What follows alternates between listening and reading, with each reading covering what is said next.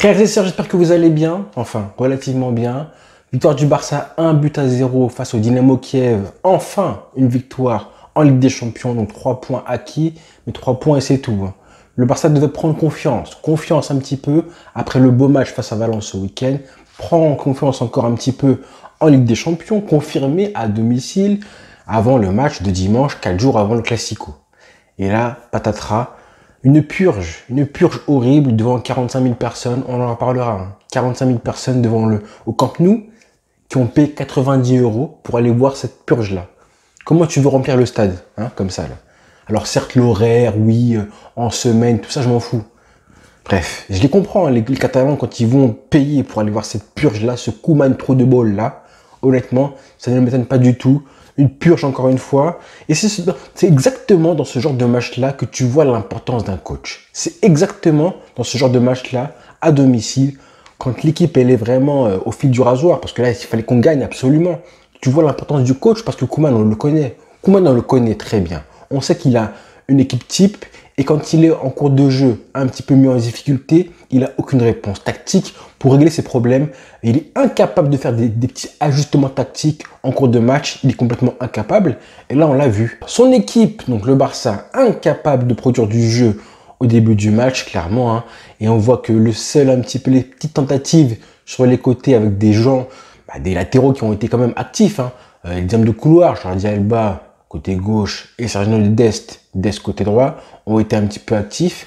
Et tout le début du match, on voit que ces deux mecs-là étaient livrés à eux-mêmes, qui n'avaient aucune aide des coéquipiers. Un petit peu de paille quand même, faut le dire qu'un petit peu de paille a été, il était un petit peu mouvementé au début du match.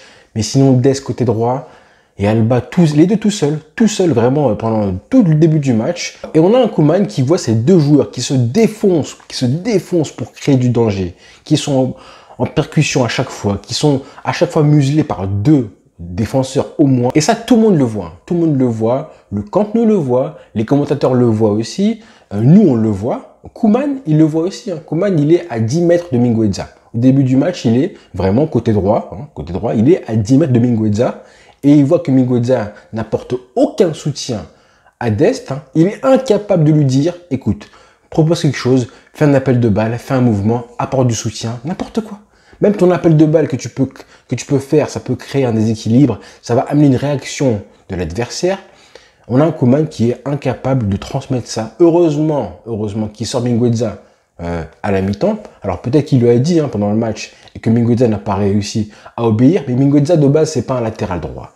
Donc encore plus, raison de plus pour justement accompagner Mingueza et lui dire quoi faire, le guider, parce que c'est pas son poste naturel.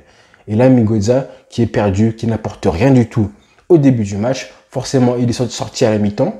Pour la confiance, c'est encore pire, parce que là, il fait un mauvais match, il est inexistant, et il sort à la mi-temps comme une punition. Honnêtement, moi, à la mi-temps, il y a 1-0 à la mi-temps, je me dis, honnêtement, c'est très bien. Si on arrive à gratter, à faire une victoire, 3 points comme ça, avec 1-0, un but de Piqué, vraiment une victoire à la Valverde, et encore pire à la Simeone, j'ai envie de dire, tellement c'était un but de raccro.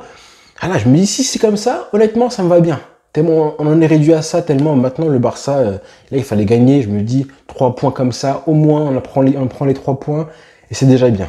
Donc là, à la mi-temps, on marque sur un but. Mais c'est même pas une action, c'est un centre, Inch'Allah, de Jordi Alba, qui a fait 10 centres en début de match. Clairement, 10 centres, Inch'Allah, pour...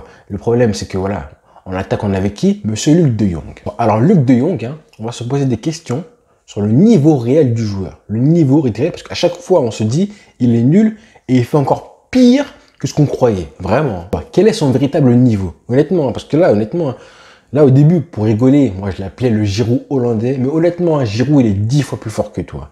Martin Braithwaite, il est 5 fois plus fort que toi. Et même Gérard Piqué, en attaquant, il est plus fort que toi. Je ne vois aucune qualité chez lui. Aucune. Même en tant que pivot, en tant que joueur d'appui, on ne voit rien.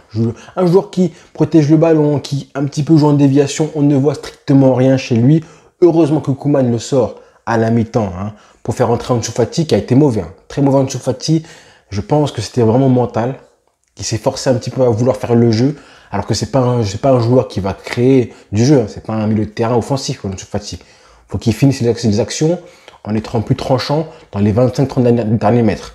Pas à la création comme un Coutinho ou comme un Memphis Depay. Donc bon, après, tout le monde a été mauvais. Tout le monde a été mauvais, mais Ansu Fati a au moins 10 pertes de balles. Coutinho n'a pas été bon du tout.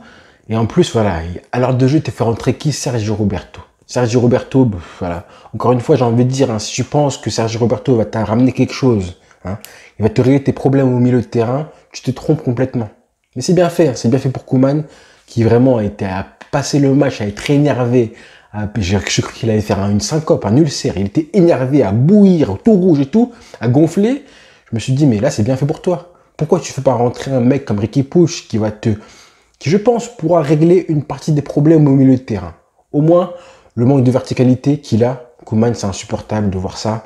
Le manque de prise de risque, à part les petites facéties de Coutinho et Ansu Fati qui a perdu plein de ballons, bah, à part eux deux, et encore, Memphis Depay aussi, je pense qu'au milieu de terrain, en l'absence de Pedri, avec un De Jong qui est vraiment agacé. Hein. À eux, De Jong, il faut en parler. Hein. Je pense que Frenkie De Jong, hein, je parle, lui, ça commence à être frustrant parce que lui, on voit dans son jeu qu'il est nonchalant et très frustré par tout ce qui se passe.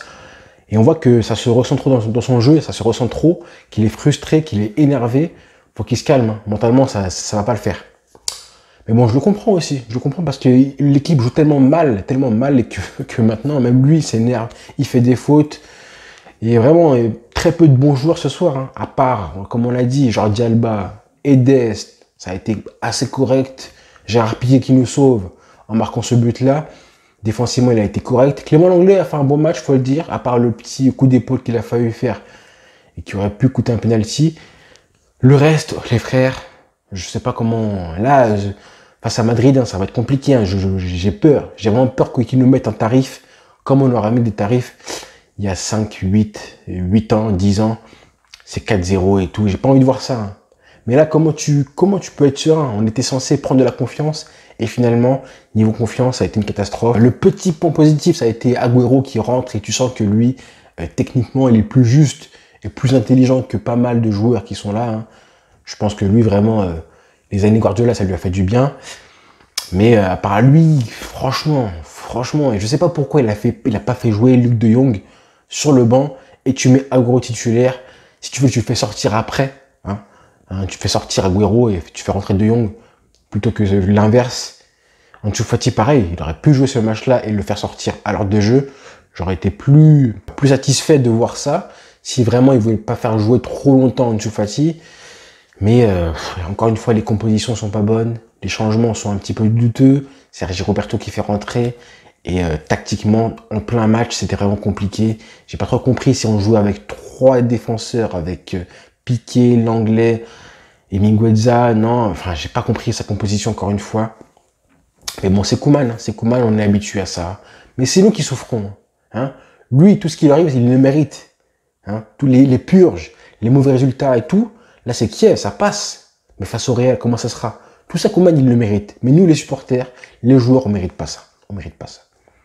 Donc voilà les frères, je m'arrête là parce que sinon, ça va être compliqué. Heureusement, on prend les 3 points. Mais d'ici dimanche, on verra, parce que là, la confiance, ça va être un petit peu ébranlée. Si jamais il réussit à mettre une bonne composition avec des joueurs en confiance, pourquoi pas. Mais sinon, au Camp Nou en plus. Hein. Donc là, on va être mis sous les projecteurs.